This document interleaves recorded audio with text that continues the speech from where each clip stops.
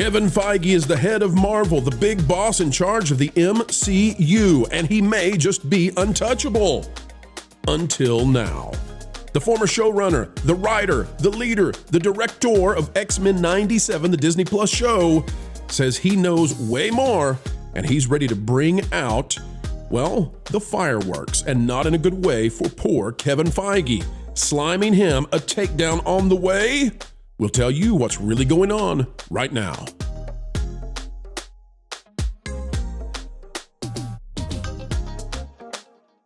Hello and welcome, one and all boys and girls, ladies and gentlemen, caballeros and even damas.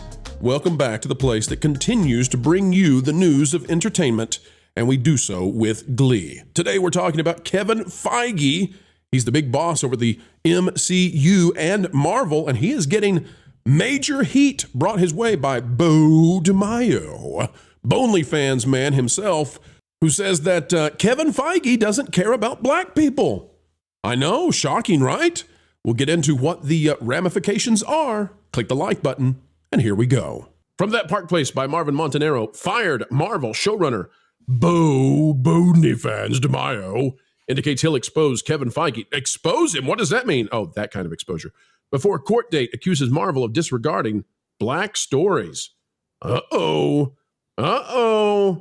What's it say? Well, in recent developments that further spotlight his tumultuous relationship with Marvel Studios, former X-Men 97 showrunner Beau DeMayo has leveled serious accusations against the studio's handling of black stories and talent. Alongside his public criticisms of Marvel's output, DeMayo claims that Marvel doesn't take black stories seriously and has hinted that he'll expose Marvel boss Kevin Feige as his court date against the company gets closer. On social media platform X, DeMayo responded to conversations about the upcoming Marvel project Wunderbar, which controversially features a race swap protagonist, a black version of the historically white character. The comment he replied to questioned whether the show was going to be satire. OnlyFans said, "I really want this show to be good, but this makes sense as Marvel Studios does not take black people or our stories seriously. How could they when you have top execs making race jokes about black writers and notes meeting or saying, well, you can pitch that because you're black?" And he has a, come on, man, Joe Biden meme going. All right, so it's going to get ugly, Michelle. Kevin Feige facing accusations from OnlyFans, Beau DeMayo, that he does not take black people seriously, that he is not someone who is a good steward of racial relations. Is this perhaps, Michelle, the chickens coming home to roost when it comes to Disney, you think? What say you? Yeah, I mean, to me, this just kind of makes me laugh and kind of smile because it's kind of like you reap what you sow. Like you went all in on this stuff, and this was bound to happen eventually. You didn't do it enough. You know, all this stuff. Like, and I'm not saying because the guy's black. I'm saying because you hired activists. And Right. when you hire activists, eventually you're not going to meet their demands of what it's always moving. The goalpost is always moving of what makes them happy. And eventually you're going to do something that they don't like, and you're going to get stuff like this. So I just think it's kind of funny because we all know on this panel that, I mean, they literally have hired people that kind of activism is the first thing in their mind when they're writing instead of a good story. Right. It has nothing to do with creating a good product. It has everything to do with how do I achieve my sociopolitical goals with the messaging, which always blows up in their face, by the way. But Michelle, they are so dedicated at Marvel to this ideology that they have race swapped Captain America. And the movie Captain America Brave New World was supposed to be this triumph over Trumpism. That's how far they've gone. And it's not good enough for Beau DeMayo. And he says he's going to expose them as being hypocrites. And, you know, how many more ways can Disney get exposed to Sunday? You've got Kevin Feige now facing Beau DeMayo, but you've also got maybe more legitimately Kathleen Kennedy facing off against Gina Carano. So, Michelle, every major studio right now is looking to have significant pushback against them and possible exposure. Disney's not in a great place right now. They're not in a great place. Yeah.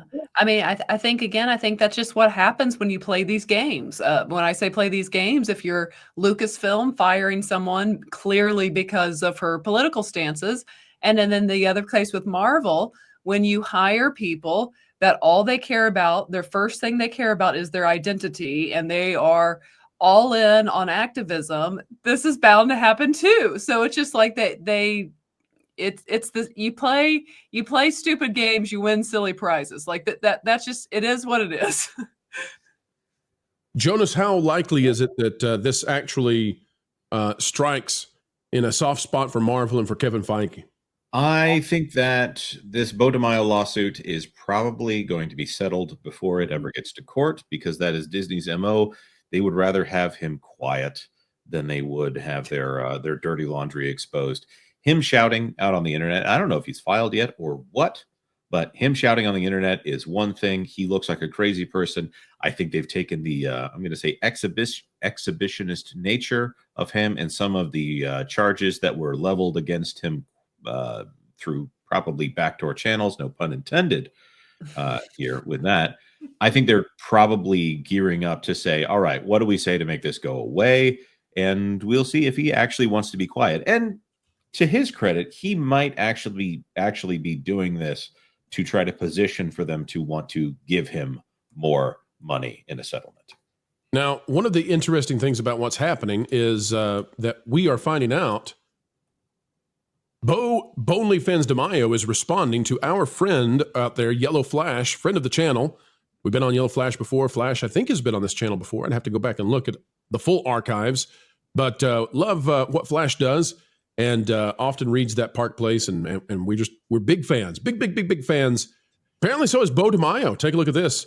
Flash says woke whites are the fakest of them all, and Bonley fans responds. There's truth to this. Worst racism I've experienced in my life has been from well-meaning woke white people. They're also oddly the least receptive to constructive. I'm so shocked that they are not receptive to constructive feedback on how they can do better. I can't believe it. But there's Beau DeMayo responding to Yellow Flash, and let the new media ring on. I got to say, though, I got to go back. Vash found this. This is great. I love this. I only don't like that it's poor Roger that has been associated with DEI. Roger deserves better. Please, Vash, find somebody else to get the dip. He's not DEI, surely. Well, it probably should have been more accurate that it was the shoe, not the not poor Roger right there. But no, this whole thing is very, very interesting to me. And I think Michelle is absolutely spot on here. When you introduce these things into your company and your corporate work culture, you have to expect things like this to happen. It's like, when you have these DEI seminars and so forth, and you tell people about, I don't know, the ins and outs of I can't do the racist comments and content. You want this one? You need the rolling R's. You need the. I need the rolling R's. There you go. That's it exactly.